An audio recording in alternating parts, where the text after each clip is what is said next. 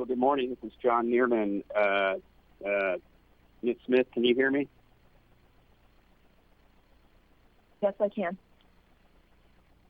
I think it's time to gavel us in here. And so again, good morning. This is Commissioner Neerman. It's my pleasure to call this meeting of the Texas Commission on Environmental Quality to order. Today is Wednesday, March 25th, 2020. The time is 9:30 a.m. And since we're conducting this meeting by teleconference, I'll begin with a roll call of my colleagues, beginning with Commissioner Lindley. I'm here. Good morning. Good morning. Thank you. And Commissioner Janeka. Also present. Thank you. Yeah, good morning, Commissioners. And as we heard a moment ago, we're also joined by our General Counsel, Mary Smith. I'd also like to ask if our Public Interest Counsel is on the phone. This is Vic McWhorter. Good morning. I'm here. Good morning. Since we're holding this meeting over a conference line, I'd like to remind folks to keep their phones on mute when they're not speaking so that everyone can hear the meeting. I'd also like to remind everyone here who's just to listen that they can watch this meeting online, and there is a link available on our agenda notice, which if you don't already have it, it's easy to find on our main COVID webpage. If you simply Google TCQ COVID, it will direct you to that page, and at the top of our main COVID webpage is a link to the agenda notice, and at the top of that agenda notice is a link to watch a live video of this agenda. It's a mostly empty or entirely empty room, so there's not much to watch, but that will give you the best audio feed if you're here just to listen. Otherwise, the public can avail themselves of the public telephone line that was provided. For each item that argument or discussion is allowed, we'll inform the parties and the public of their time limits. The registration has already closed for speaking at this agenda, but if you would like to address the Commission on a particular item, please email us with your name, affiliation, and the item that you'd like to comment on, and we'll do our very best to accommodate that request. The email address is agenda@tceq.texas.gov. And for those of you who are making presentations, please wait to begin your presentation until I have asked you to begin speaking. Finally, this is our first fully telephonic meeting, and we do thank you all for being present and also for being patient if there are any problems along the way. So, Ms. Smith, I will ask you to go ahead and call the first item. Item number 1 is the consideration of the review panel's report on the petition for inquiry filed by 8 groundwater conservation districts in the Groundwater Management Area 16 regarding Starr County Groundwater Conservation District. The parties may present in the following order: Starr County Groundwater Conservation District, a representative from the review panel, a representative from the petitioners, the ED, the OPIC, and in a February 28, 2020 letter to the parties, the Office of General Counsel informed the parties that they would be allocated time as follows: 5 minutes to Starr County, 5 minutes to the review panel, 5 minutes to the representative for the petitioners, and 5 minutes to the ED, and finally 5 minutes to OPIC. Thank you. So I'll go ahead and call the first party, Starr County. If Mr. Gershon is on the line, you can make your comments, and I'll remind you to please begin by stating your name and affiliation for the record. Yes, this is Mike Gershon. Can you hear me clearly? I can. Thank you. Great. So Mike Gershon with the law firm of Lloyd Gosling. I represent the Starr County Groundwater Conservation District. Our board officers, Ray Nagetta, Tom Konecki, and Rose Benavides, have also joined through the public call-in number and are available for questions. Chairman Neerman, Commissioners Lindley and Janeka, we first appeared before you on this matter 4 months ago on October 23rd. At that time, I showed before you and shared with you that from the summer 2019 filing of the petition for inquiry, local stakeholders and leadership had stepped up and made clear that the district was motivated to establish a more robust groundwater management program. Over the last 120 days, we've gone through the process and developed a record that's before you, and we believe that that record and the district's 160-plus page submission reflect the district's action over the past several months and commitment to implement a solid management program. The district appreciates the efforts of your executive director and his staff, the review panel during this process, as well as the engagement and support of our state representative, Chairman Ryan Dean, Starr County Judge Eva Vera, and his Commissioner's Court, all who've been very engaged through the process. As you've seen, there were 13 requirements identified in the review panel's February report. And as indicated in the draft order, all but 5 require some attention. And I'm pleased to say that the district has addressed those 5 as well. They relate to this year's and the 2022 election. The district is very much informed of the election calendar and is on task to properly achieve this year's election. Second, open meetings training by its 2 newest board members, which has been complete since the submission of the February report. Third, correcting certain rules of the district, which has also been complete and which will be subject to public hearing within the next 60 to 90 days. Fourth, coordination with Starr County, the Commissioner's Court, on several matters. We're pleased to report that the county has signed an interlocal agreement with the district that addresses each and every one of those matters. And next steps are really on the district's back for implementing those in accordance with that agreement. And finally, really what is what caused the petition for inquiry being filed in the first place, coordination with GMA 16 and funding its portion of GMA 16 expenses. I'm pleased to report that funding was complete last month, 100% of it, and that the district has executed the 2 interlocal agreements that all of the other GMA 16 districts have executed, and the district is fully participating in those GMA 16 meetings. In short, the district is committed to a short and long-term implementation plan.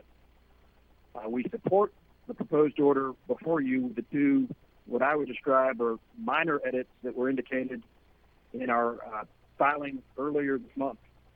I'd be glad to answer any questions. On behalf of the district board, I thank you for your time and consideration. Thank you, Mr. Gershon. I have no questions at this time. Commissioner Lindley? No questions either. Commissioner Janeka? No, thank you. We'll hear next from Dick Aaron, who's representing the review panel. Yes, sir. I hope that my voice I've been down in the weather a little bit, so if there is a problem understanding me, please let me know at this time. You're coming through loud and clear, Mr. Aaron. Thank you. Thank you. So for the record, my name is Dirk Aaron. I'm the general manager of Clearwater, the underground water conservation district that serves the geographical boundaries of Bell County. And I was honored to be appointed the chairman of this review panel, and honored to work with especially with Peggy Hunka, with TCQ, both Shay Pearson and Shelton Wayne, and their guidance in terms of the the process that we were to maintain during that 120-day period. I come to you also in appreciation of TCQ and their support of the review panel, which was 4 other groundwater district managers who are very, very effective districts, and I was honored to work with them as well. Most importantly is I just want to reaffirm our appreciation of Mike Gershon and his legal team and the citizens of Starr County and their state representative and the county commissioner's court and the judge, the fact that they were so engaged in this process and were amenable to, after we received the evidence, they were amenable to a path forward, our proposed settlement agreement, which I think sets a precedent on how these kinds of things can be handled in the future. So with that, you've seen my information and Shay Pearson's follow-up recommendation from your general counsel. And so with that, I I'm available for any questions you might have at this time. Thank you, Mr. Aaron. And I'll just interject at this time. I want to thank you for your leadership on the review panel. I want to thank all the members of the review panel for their top-notch work on this. I have no questions for you at this time. Commissioner Lindley, any questions or comments? No, and I would just ditto everything you said, an appreciation for all the work done by the review panel and our executive director staff, and no questions. Commissioner Janeka? That completely aligns with my thoughts at this time. No questions, but I am filled with, I'm very pleased to see this end product. So I wanted to thank you all while you're here on the dais. Thank you for that. And we'll hear next from Mr. Bledsoe representing the petitioners. Good morning. My name is Scott Bledsoe. Can you hear me okay? You're coming through loud and clear. Thank you, Scott. Okay, great. I'm president of Live Oak Underground Water Conservation District and chairman of GMA 16. First, I would like to thank and commend Dirk Aaron and the entire review panel for all the time and effort they volunteered to conduct the review and to put together their report.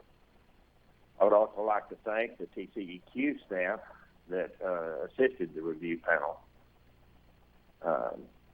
The petitioners also recognize and mention the positive work done already by Stark County GCD to alleviate their previous deficiencies and become a functioning district. They are currently participating with GMA 16 in the planning process, and we look forward to working with them in the process during the future. The petitioners have all received an email outlining the negotiated settlement, and I have received no disagreement from any of the districts. Therefore, the petitioners agree with the negotiated settlement and recommend that the TCEQ issue an order implementing the negotiated settlement as presented by the review panel with the revisions requested by the Stark County Groundwater Conservation District. I thank you for your consideration, and I will remain for questions. Thank you, Mr. Bledsoe. I have none. Commissioner Lindley? No questions. Thank you. Commissioner Janeka? None for me, thanks. Appreciate that. We'll hear next from Mr. Gallagher with the Executive Director's Office. Good morning, Commissioners, General Counsel, Public Interest Counsel.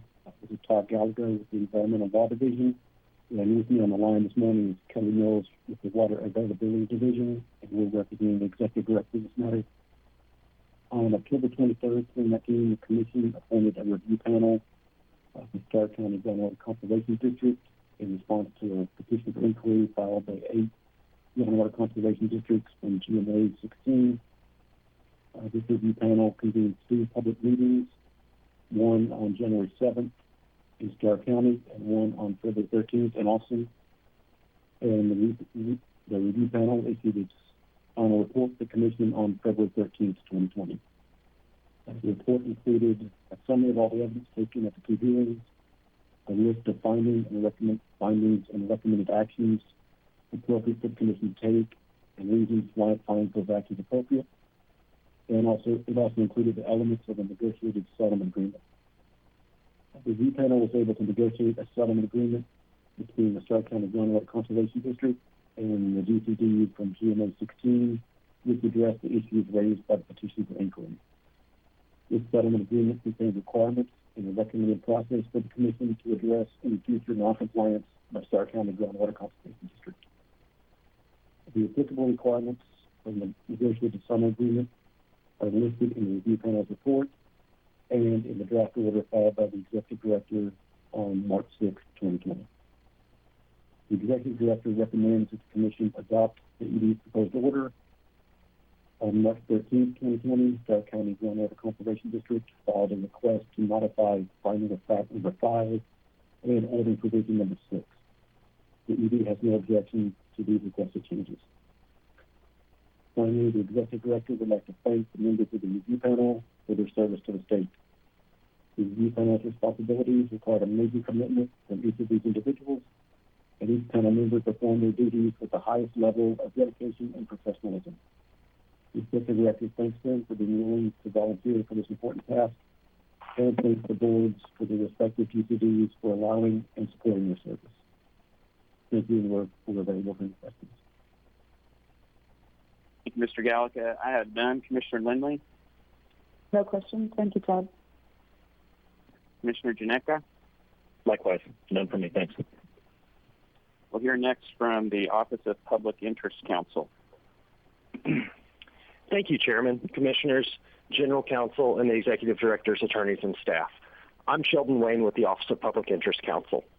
First, I would like to take a moment to thank the review panel for their diligent and extremely capable work in this matter. The Office of Public Interest Counsel has considered the review panel's report and negotiated settlement agreement entered into pursuant to Texas Water Code Section 36.3011E.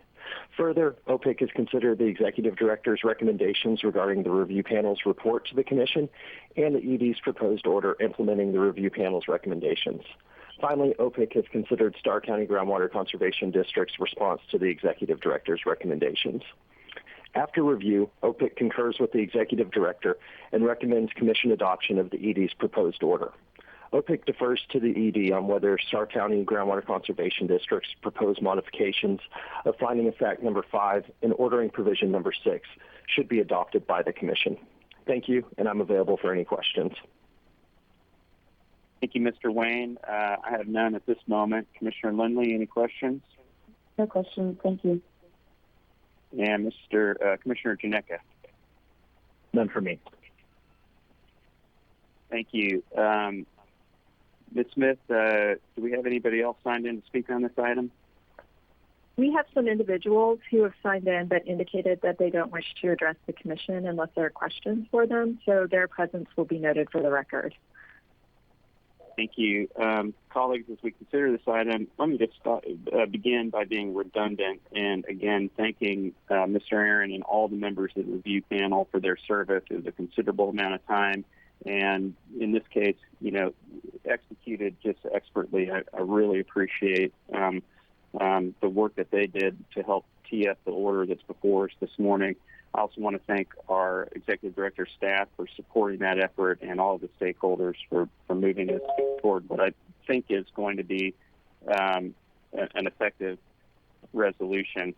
So, colleagues, where I am with this is I support a motion to adopt the ED's proposed order. I appreciate the suggestions by Starr County Groundwater Conservation District with respect to finding of fact number 5. I think we should make that change to add the word rules in place of management plan. I did not view the suggestion to change ordering provision number 6 as being necessary, but wanted to gather up your thoughts on that. And so, Commissioner Lindley, maybe we can begin with you. I think I'm the same way.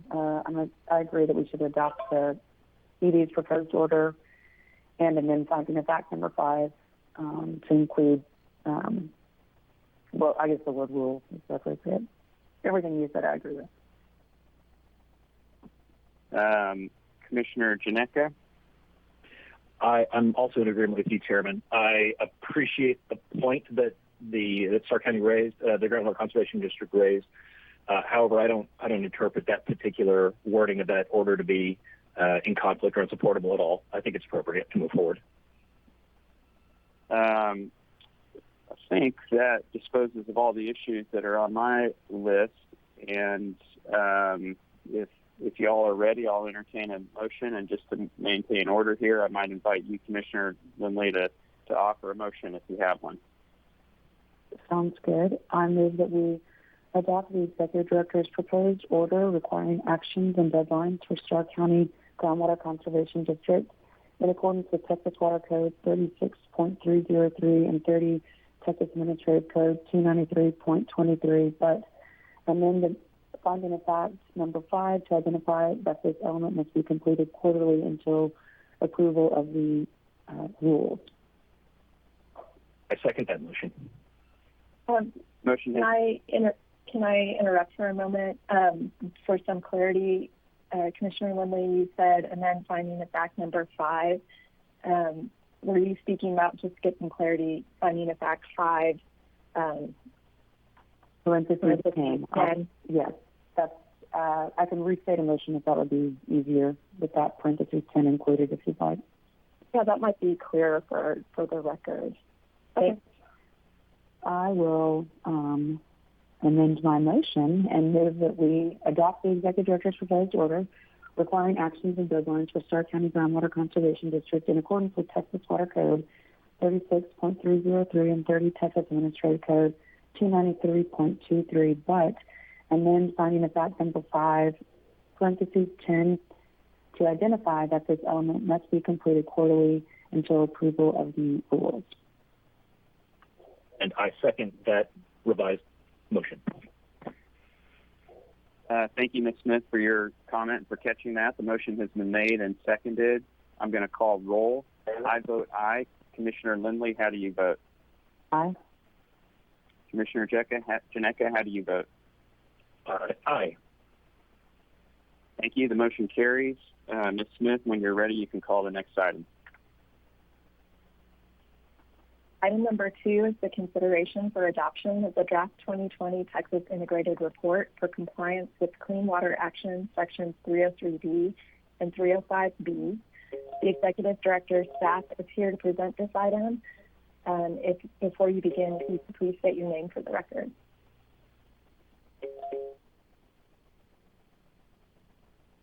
Good morning, Chairman, Commissioner Lindley, Commissioner Janeka, General Counsel and Public Interest Counsel. For the record, I'm Kyle Burton with the Water Quality Planning Division in the Office of Water. With me are Lori Hamilton, also of the Water Quality Planning Division, and Michael Parr of the Environmental Law Division. We are here today to request your consideration to adopt the draft 2020 Integrated Report and supporting documentation. This report will be submitted to the EPA as approval is required by the Federal Clean Water Act Sections 305B and 303D. The integrated report summarizes the degree to which water bodies support the uses and criteria in the Texas Surface Water Quality Standards. The report includes the 303D list of impaired waters that do not meet the water quality standards. Development of management plans to improve water quality may be needed for water bodies on the 303D list. For the draft 2020 integrated report, 1,090 water bodies were assessed. A total of 614 impairments are now included on a 303D list of impaired waters for 2020, compared to 583 impairments on the 2018 list. TCEQ staff worked with stakeholders over the last year to develop the integrated report that is being presented today. The Guidance Advisory Work Group met to discuss the methodology that was used to develop the integrated report. The draft 2020 integrated report was released for public comment on November 2nd, 2019, and the public comment period ended on January 3rd, 2020. No comments were received. We respectfully request approval and the adoption of the draft 2020 integrated report and the direction to submit to EPA. We also request permission to make additional non-substantive revisions if needed before submittal to EPA. Thank you for your consideration. We are available for questions. I have none. Commissioner Lindley, any questions? No questions here. Thanks for the work on this. Commissioner Janeka. Likewise. No questions. Thank you. We'll hear next from OPIC. For the record, this is Vic McWhorter. OPIC recommends adoption of the draft 2020 Texas Integrated Report as presented by the Executive Director. Thank you. Ms. Smith, is anyone else signed in on this item? No one is registered to address the Commission on this item. Commissioner Lindley, do you have any other questions or comments at this point? I do not. Thank you. Commissioner Janeka? No questions. Thanks. Thank you. I want to begin by thanking the members of the External Advisory Work Group for their advice and good work on this. I want to thank all the stakeholders who participated. I also want to thank staff for overcoming past delays in filing the integrated report and putting us in a position to make a timely filing this year. Do you have any other questions or comments at this point? Thank you. Commissioner Ginecka? No questions. I got a little bit of feedback there. It sounds like somebody's maybe playing back, or we're getting the delay, the video delay fed into our line here. Sounds like perhaps that has been corrected. So I'll continue with my comments. Again, thanking the advisory work group, the stakeholders, and for their work, and staff for their work, as well as catching up on the deadline. With that, I'll move that we adopt the draft 2020 Texas Integrated Report for submittal to the United States Environmental Protection Agency as required by Clean Water Act Sections 303D and 305B as recommended by the Executive Director. Second. The motion has been made and seconded. I'm going to call roll. I vote aye. Commissioner Lindley, how do you vote? Aye. Commissioner Ginecka? I vote aye. Motion carries. Ms. Smith, when you're ready, you may call the next item. Item number 3 is the consideration of gifts and donations of $500 or more given to the TCEQ, submitted for approval in accordance with Chapter 575 of the Texas Government Code. The Executive Director's staff is here to present the item, and before you can begin, if you could please state your name for the record. Yen Tran. Good morning, Ms. Tran. You can go ahead and provide any comments that you may have. Good morning, Mr. Chairman, Commissioners, General Counsel, and Public Interest Counsel. For the record, my name is Yen Tran of the General Law Division, representing the Executive Director. Before you are the gifts and donations received by the agency in the past 90 days. In accordance with Chapter 575 of the Government Code, the Executive Director has accepted these gifts and respectfully requests your acknowledgement of these gifts. As always, I'm available to answer any questions you may have concerning these items. Thank you. I have none. Commissioner Lindley, any questions? No questions either. Thank you. Commissioner Ginecka, any questions? None for me, thanks. We'll hear next from OPIC. For the record, again, this is Dick McWhorter. OPIC recommends approval of the resolution acknowledging the acceptance of gifts and donations as presented by the Executive Director. Thank you. And Ms. Smith, has anyone signed in on this item? No, no one has signed in. Thank you. And I agree with the recommendations. And colleagues, I'll go ahead and offer a motion. If you have any additional comments or questions, we can take those up after the motion. I move that we approve issuance of the resolution acknowledging the Executive Director's acceptance of the gifts and donations contained in the TCEQ Interoffice Memorandum to the Commission dated March 6, 2020, docket number 2019-1807 MIS. I second that motion. The motion has been made and seconded. Is there any other discussion? I'm going to call roll. I vote aye. Commissioner Lindley, how do you vote? Aye. Commissioner Ginecka, how do you vote? Aye. Thank you. The motion carries. And Ms. Smith, when you're ready, I'll ask you to call the next item. That will take us to the enforcement docket, which is items 4 through 19. The Executive Director's staff is here to present these matters. And before you begin speaking, if you could please state your name for the record. Thank you. Good morning, Go ahead when you're ready. Okay. Good morning, Chairman, Commissioners, General Counsel, and Public Interest Counsel. For the record, my name is Brian Sinclair of the Enforcement Division. And with me today by phone are Melissa Cordell, also of the Enforcement Division, and Charmaine Backens of the Litigation Division, representing the Executive Director. Sir?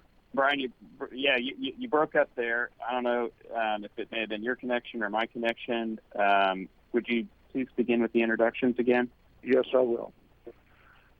Good morning, Chairman, Commissioners, and General Counsel, Public Interest Counsel. For the record, my name is Brian Sinclair of the Enforcement Division, and with me today are Melissa Cordell, also of the Enforcement Division, and Charmaine Backens of the Litigation Division, representing the Executive Director. Pending before you are items 4 through 19. The total assessed administrative penalties are $373,200 $251, with $41,568 deferred, $110,655 applied towards supplemental environmental projects, and $221,028 to general revenue. We respectfully request approval of these items and are available to answer any questions you may have. Thank you. I have none. Commissioner Lindley, do you have any questions? No questions. Thanks, Brian. Commissioner Janeka? No, thank you. Thank you. We'll hear next from OPIC. For the record, I'm Dick McWhorter. My office reviewed these items, and we recommend approval of the proposed orders as presented by the Executive Director. Thank you. Ms. Smith, do we have anyone signed in? No, no one has signed in on these. Thank you for that. Colleagues, I'm going to go ahead and offer a motion and take any additional questions or comments after that. I move that we adopt items 4 through 19 as recommended today by the Executive Director. And again, I'll glad to hear any questions or comments or a motion. I move that we adopt items 4 through 19 as recommended today by the Executive Director. I just realized we have two motions. They're identical. We'll go with the last one, and I will second the last motion. Thanks. And now that the motion has been made and seconded, I'll call the roll. I vote aye. Commissioner Lindley, how do you vote? Aye. And Commissioner Janeka, how do you vote? Also aye. The motion carries. Appreciate that. Ms. Smith, when you're ready, I'll ask you to call the next item. Item number 20 is consideration of the monthly enforcement report, and the Executive Director's item, or staff is here to present this item. And again, before you begin speaking, you could state your name for the record.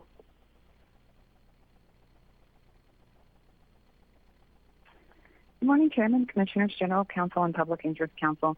My name is Melissa Cordell of the Enforcement Division, and with me is Brian Sinclair of the Enforcement Division and Charmaine Backins of the Litigation Division. This presentation is for the monthly report for fiscal year 2020 through January. There were 648 effective administrative orders issued, and of those, 78 contained supplemental environmental projects. These orders assessed a total of $6,426,221 in penalties, with a payable amount of $3,812,074. $1,627,802 are to be paid towards supplemental environmental projects. 6,724 notices of violation have been issued through either our field offices or review of self-reported data in our central office, and 755 enforcement action referrals have been received. There are 1,604 pending administrative orders, with 138 cases that are on the backlog. 193 cases are pending at the Attorney General's Office for representation in District Court, and 7 judgments have been issued. 1,984 cases are being tracked for compliance. We have included for review a summary of OCE investigative activities for fiscal years 2018, 19, and 20. We are available to answer any questions you may have. Thank you. I have none. Commissioner Lindley, any questions? No questions. Thank you. Commissioner Janeka? No questions from me. Thanks. OPIC, what are your thoughts? This is Dick McWhorter. I don't have any questions, and as always, I appreciate the report. Ms. Smith, has anyone signed in on this item? No. Okay, no action is necessary on this item, so colleagues, if there are no other questions or comments on the monthly report, I'll pause for just a moment. Hearing no other questions or comments on the report, Ms. Smith, I'll ask you to call the next item when you're ready. Item 21 is consideration of a petition for rulemaking filed by Westlake Chemical Corporation to amend 30 Texas Administrative Code, Chapter 335, to incorporate the recent United States EPA adoption, adding aerosol cans to the universal waste regulations. The petitioner, Westlake Chemical Corporation, is the moving party and should present the matter, followed by other interested persons, if any, the ED, and then OPIC. The Office of General Counsel recommends limiting the speakers to 5 minutes for their presentation. Thank you, and we'll hear first from Petitioner Westlake Chemical. I'll ask you to please state your name and affiliation for the record, and then we're happy to take your comments. Good morning, TCEQ commissioners and staff. My name is Jeannie Jeffis, and I'm an environmental specialist for Westlake Chemical at our Longview, Texas polyethylene plant. Westlake submitted a petition for rulemaking to the TCEQ to request the agency to undertake a rulemaking to adopt the recent rule by the EPA, which now lists aerosol cans as universal waste. The adoption of 40 CFR Part 273 was published in the Federal Register on December 9, 2019. The statutory authority for this rulemaking is given through the Texas Water Code, Sections 5.103 and 5.105, and the Texas Health and Safety Code, Sections 361.017 and 361.024. The change to Chapter 335 is an easy one to make. The language would be a new clause in Chapter 335.261B16F6, which reads aerosol cans as described in 40 CFR Section 273.6.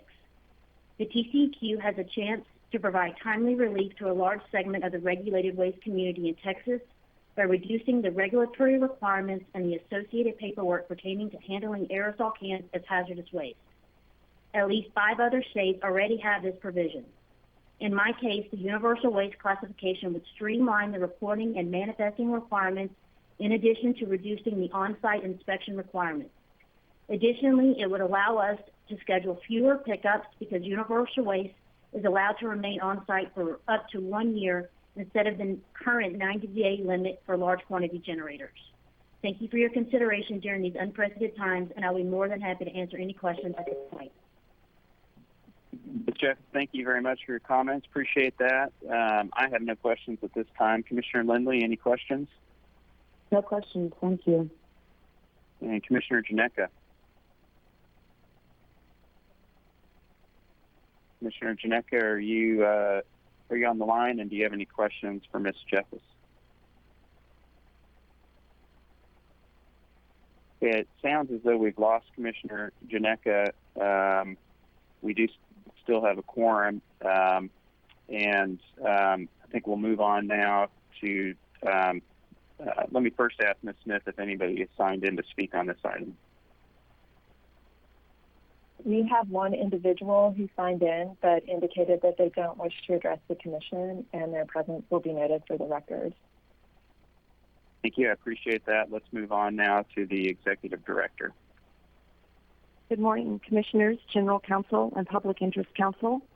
On behalf of the Executive Director, I am Jarita Sepulvedo with the Waste Permits Division. With me is Don Redmond with the Environmental Law Division and Scott Green with the Waste Permits Division. Before you today for your consideration is a petition for rulemaking requesting that the Commission incorporate into agency's waste rule the recent EPA adoption in 40 CFR Part 273, which lists aerosol cans as the universal waste. The Executive Director reviewed the petition and recommends that the Commission initiate rulemaking. Thank you for your consideration. We are available to answer any questions you may have regarding this rule petition. Thank you. I appreciate that. I have none. Commissioner Lindley, any questions? No questions. Thank you. I am back on the line. No questions. Okay, great. Thank you, Commissioner Janeka. I appreciate that. Let's move on to OPIC. This is Vic McWhorter. OPIC recommends granting the petition and moving forward in the manner proposed by the Executive Director. Thank you. I have no further questions at this moment. Commissioner Lindley, are you good on this item? I am good. I have no further questions and would entertain a motion. Commissioner, thank you. Sorry to speak over you. Commissioner Janeka, how about you? I don't have any questions on this rulemaking. I'm so sorry for losing connection briefly. I don't have any questions. I'm comfortable proceeding right now. Thank you. Great, thank you. Just in brief, I think this initiating rulemaking makes a lot of sense here to bring the state's rules in line with EPA's amended rules to treat aerosol can waste as universal waste. Just as a reminder on these petitions for rulemakings, our action directing the Executive Director to initiate rulemaking would is really in the nature of an evaluation. We often do go forward with rulemakings, which may be as proposed or different from what is proposed. Sometimes we do not go forward. So by initiating rulemaking, I just want to caution that we are not necessarily advising adoption of the proposed rules. And with that understanding, I will go ahead and offer a motion. I move that we direct the Executive Director to initiate rulemaking to examine the issues raised in the petition for rulemaking filed by Westlake Chemical Corporation concerning amendments to 30 Texas Administrative Code Chapter 335 and to adopt the Executive Director's proposed order. A second. The motion has been made and seconded. I'm going to call roll. I vote aye. Commissioner Lindley, how do you vote? Aye. Commissioner Janeka? Aye. The motion carries. And Ms. Smith, when you're ready, I'll ask you to call the next item. Item number 22 is a petition for rulemaking submitted by Baker Botts, LLP, requesting that the Commission amend 30 Texas Administrative Code, Chapter 116, Control of Air Pollution by Permits for new construction or modification. Baker Botts is the moving party and should present the matter first, followed by any interested person, the ED, and then OPIC. The Office of General Counsel recommends limiting the parties to 5 minutes for their presentation. Thank you, and I'll ask the petitioner to go ahead and offer their comments, and please begin by stating your name and affiliation for the record. Thank you for the opportunity to present this petition. For the record, my name is Jennifer Keene of the law firm Baker Botts. The purpose of my petition is to request rulemaking to align state air netting requirements with federal guidance on project emissions accounting. Under EPA's New Source Review program, a two-step analysis is used to determine whether a proposed project constitutes a major modification in an existing major stationary source. The first step of that analysis is to determine if the proposed project is projected to result in a significant emissions increase. This is what EPA calls Step 1.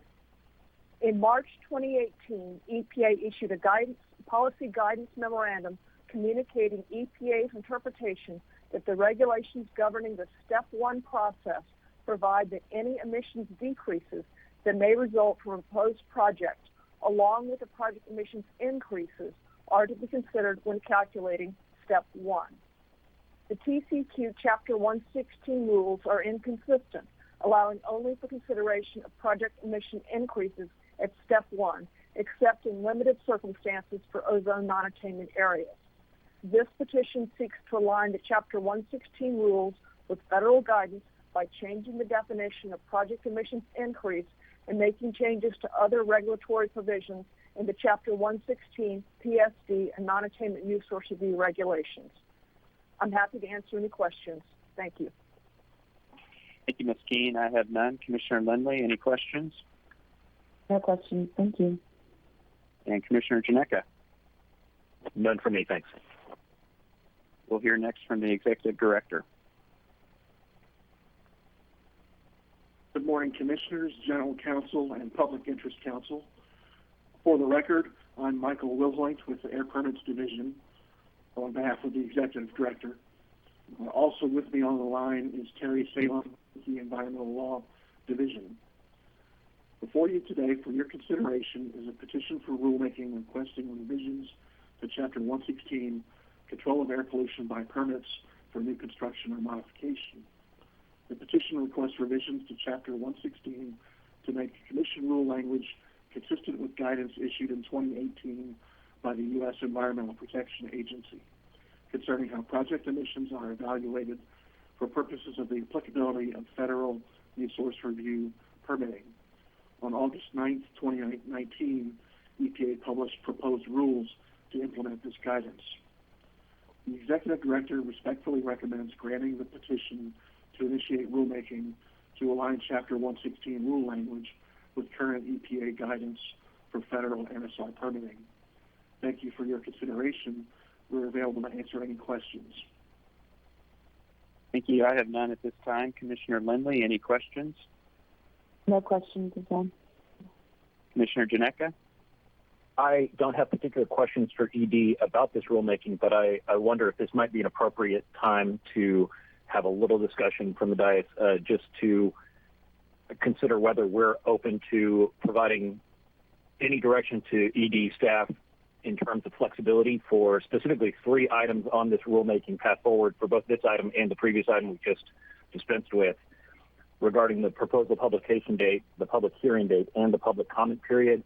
I believe we can all agree we're in some interesting times, and if any time is appropriate, to afford some flexibility to ED for altering or sliding any of those particular dates within the process of the rulemaking proposal, consideration and proposal, I think it might be appropriate to do so.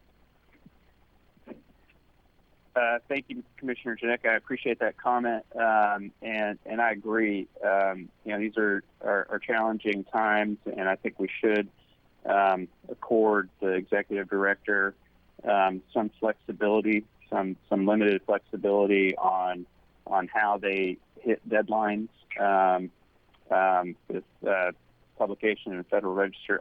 Texas Registered Notice, et cetera. I think I'm in agreement with your comments. Commissioner Lindley, do you have any observations or anything you'd like to add at this point? I don't disagree. I'm not sure. I mean, I guess I would, want to hear from the ED what they think they might need. I'm willing to offer whatever kind of flexibility, as long as if we grant the petition for rulemaking, as long as it continues to move forward. And that is a appreciate the observation. I guess I'd invite executive director staff to offer any observations about what they anticipate maybe some sticking points to meeting deadlines, et cetera, on rulemakings specifically. I think all these comments are limited to rulemakings, and any difficulties they anticipate with particular deadlines or other process requirements of public notice.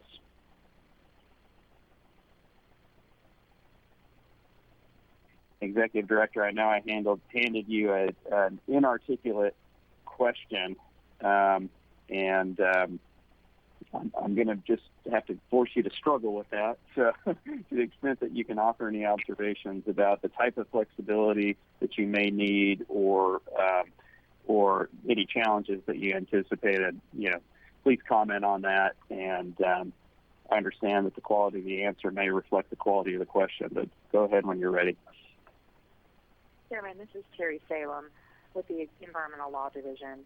Yes, I agree that we will probably need to evaluate what flexibility is needed in the upcoming days and weeks with respect to rulemaking. The ED staff has not yet had the opportunity to fully think through all of those issues. We are still evaluating. I anticipate that management within the ED's office will be continuing to look at those issues as staff brings forward further information for the ED's consideration, and we will probably need to continue to update you in the days and weeks ahead. For this particular petition item, however, I think that we are still at the very initial stages of figuring out how to proceed, particularly given that this was based on EPA guidance and there is an EPA proposed rule that has not yet been finalized. So there are still additional issues that need to be considered internally.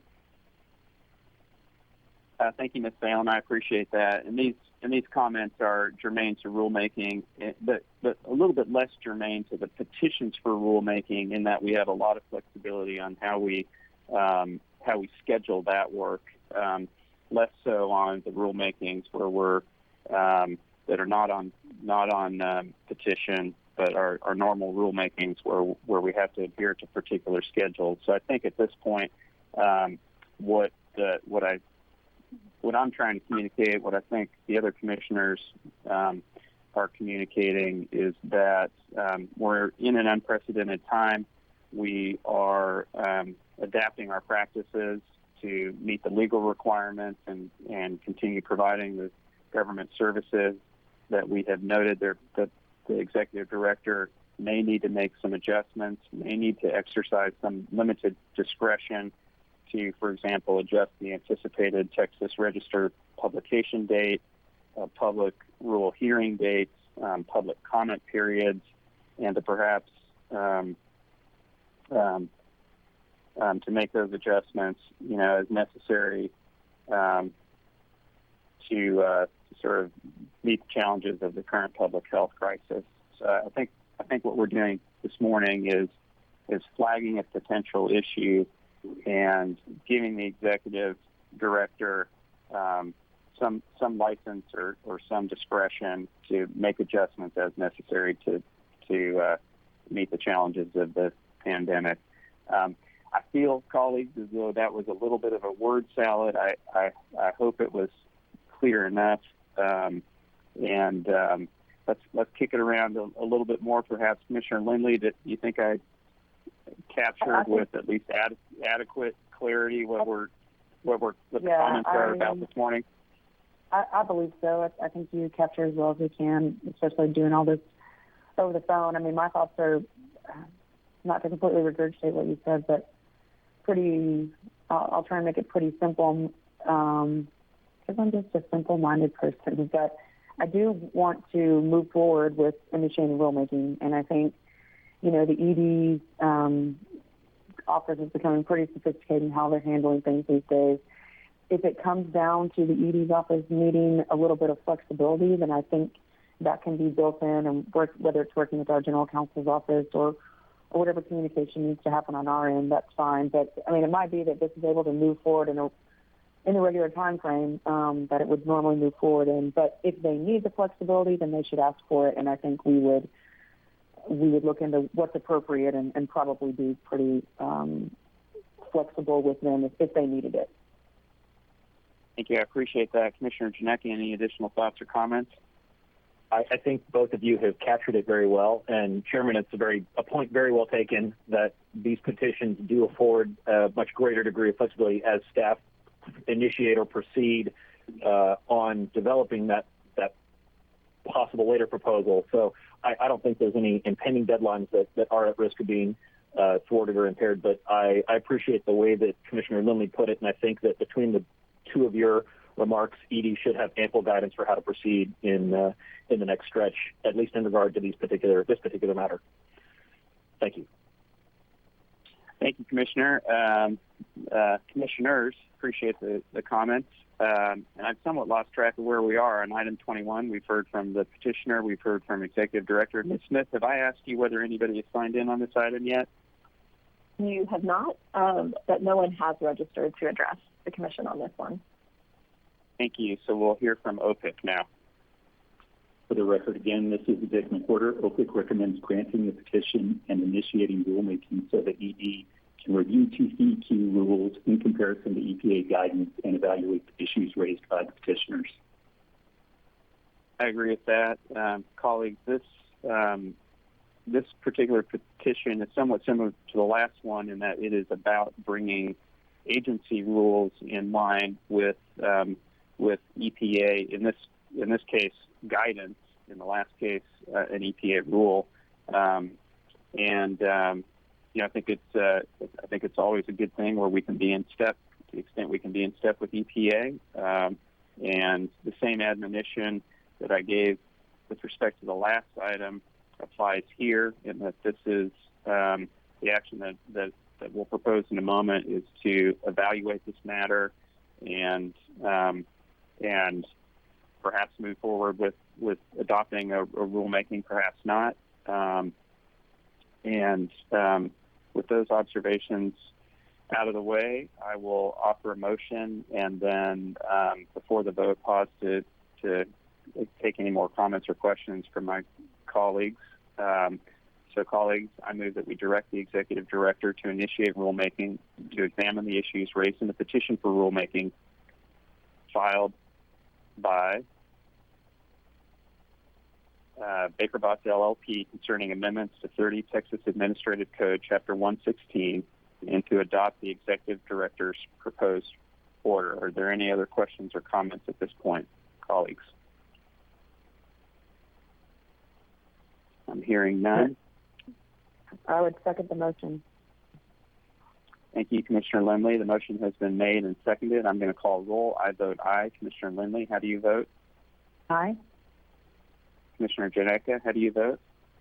Aye. Thank you. The motion carries. And Ms. Smith, when you're ready, please call the next item.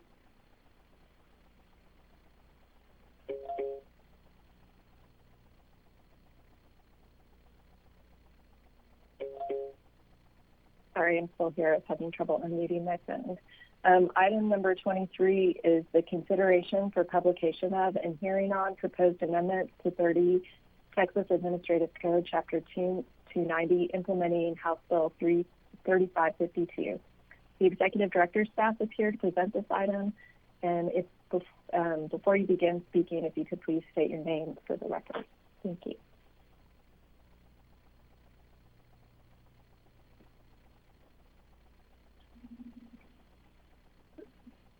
Good morning, Commissioners, General Counsel, and Public Interest Counsel. On behalf of the Executive Director, I am Patrick Kading with the Water Supply Division. With me is Ruth Takita with the Environmental Law Division. The proposed rulemaking would amend 30 Texas Administrative Code, Chapter 290, to implement Texas Health and Safety Code, Section 341.033, as amended by House Bill 3552. House Bill 3552 requires public water systems to notify their customers prior to permanently terminating the addition of fluoride to drinking water. A public hearing will be offered on this proposal in Austin on May 7th, 2020. Staff respectfully recommends approval to propose the publication of and hearing on Chapter 290, Public Drinking Water.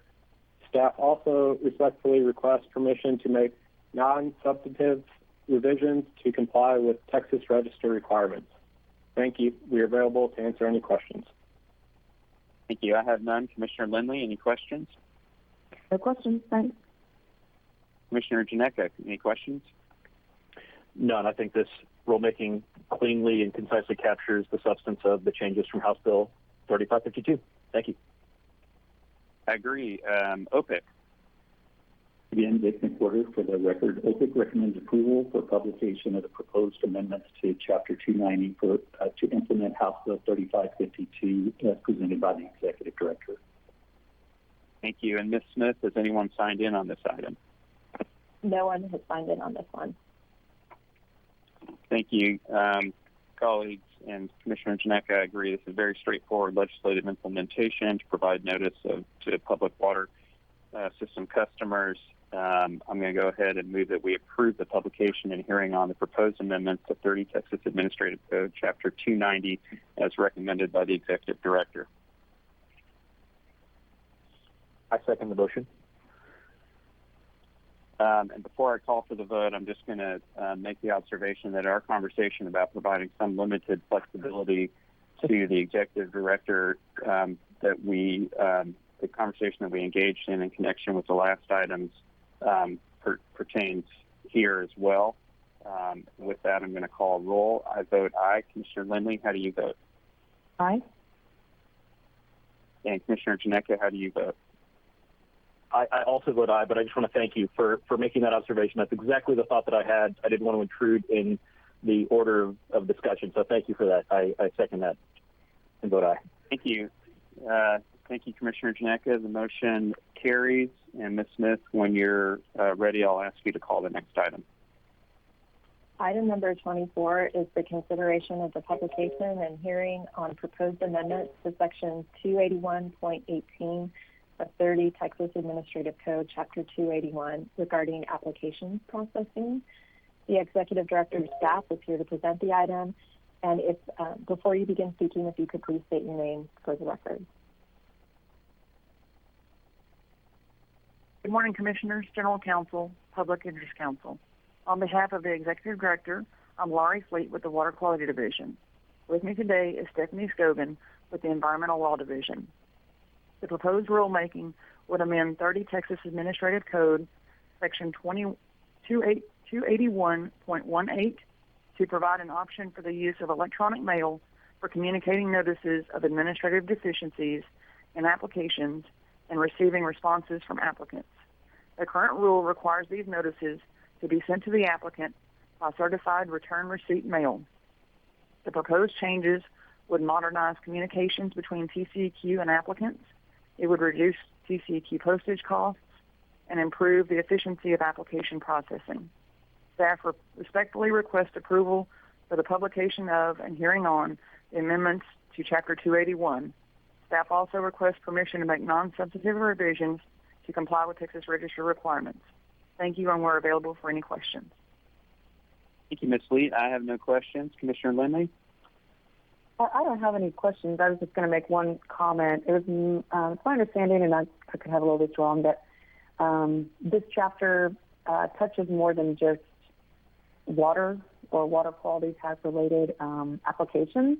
And I noticed in some of the information provided from the backup that it was mentioned that this would be distributed to the Water Quality Advisory work group meeting, I believe. That was a stakeholder group. It was a water quality stakeholder group of some sort.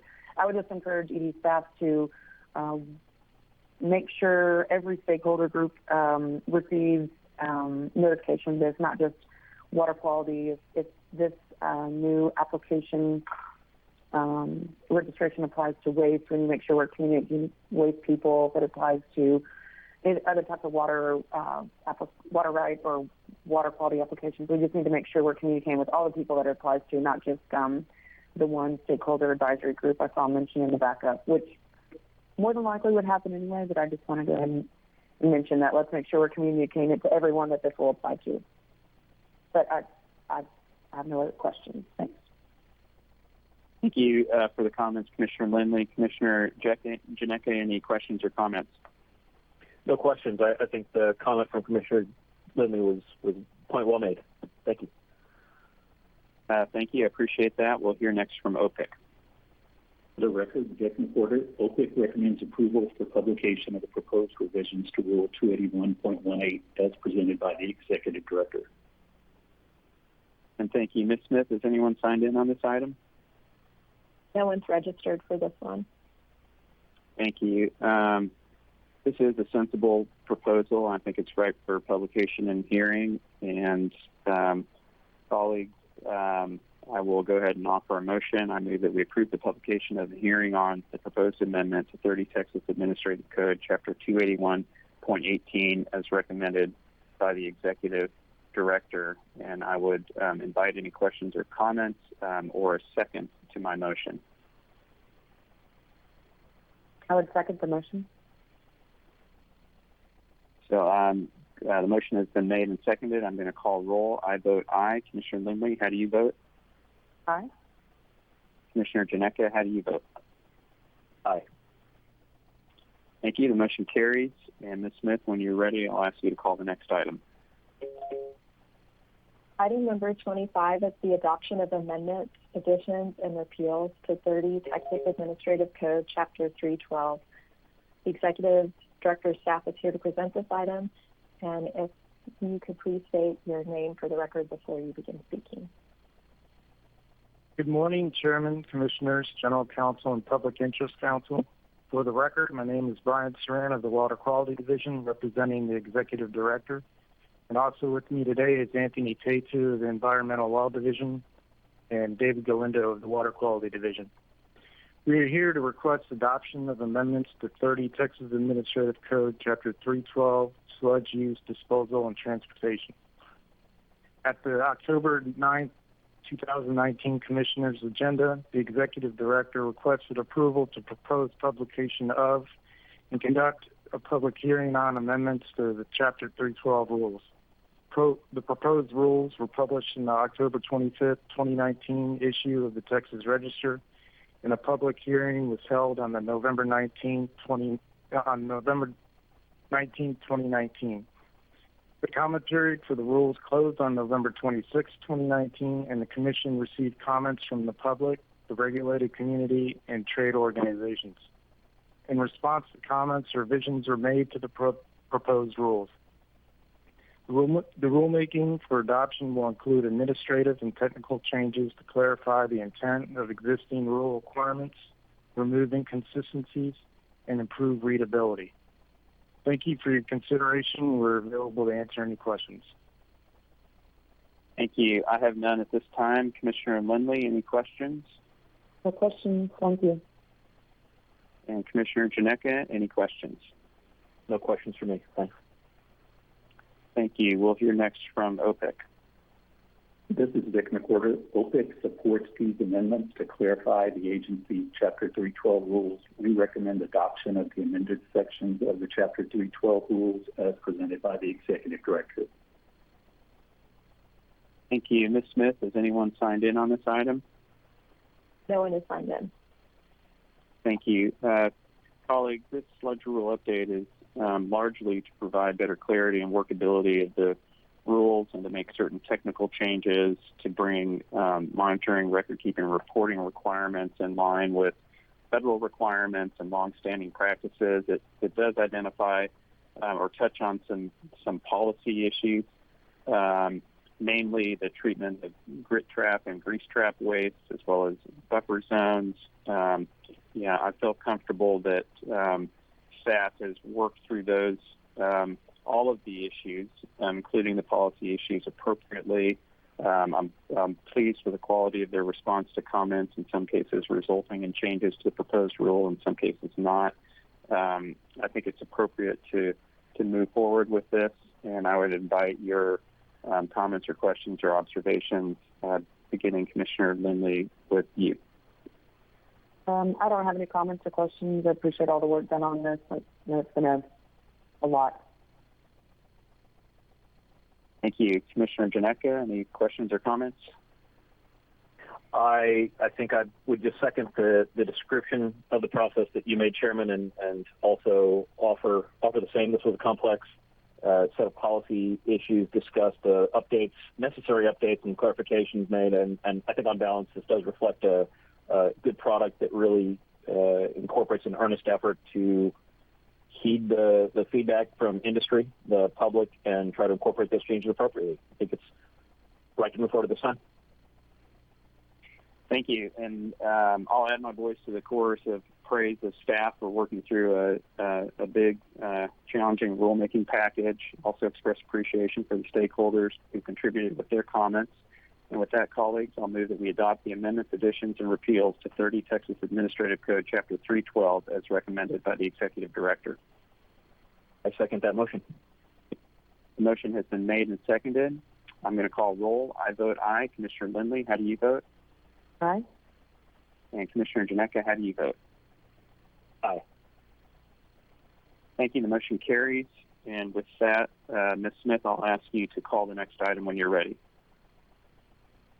This takes us to items 26 through 33, the consideration of and hearing on various voluntary agreed orders. We have several individuals who signed in, and their presence will be noted for the record. However, on these items, due to an irregularity in the caption for item 34, the Office of General Counsel recommends that the Commission take these items up at its next agenda. And colleagues, I think that's wise.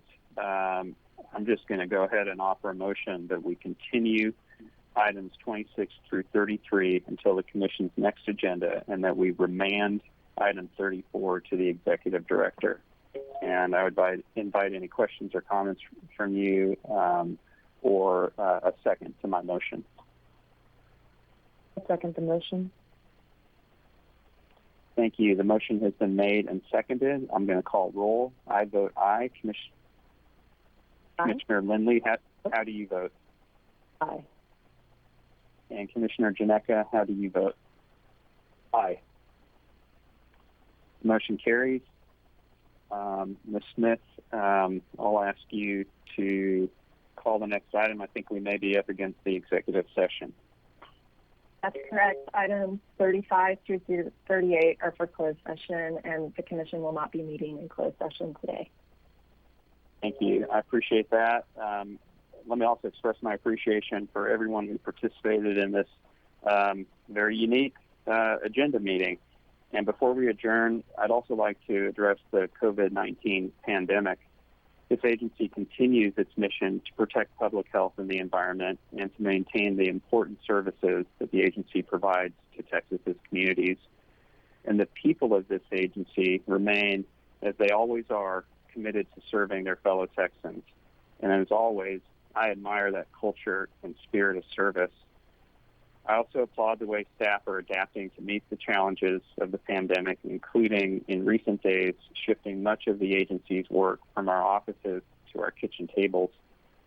And as we work through this, I want to remind each of you that your health and well-being are this agency's top priority. We can't carry out our important work unless you're well. So be well, guard yourselves from this virus, take good care of yourselves and your families, and we will find our way through this terrible pandemic. With that, the time is 5:40, and we are adjourned.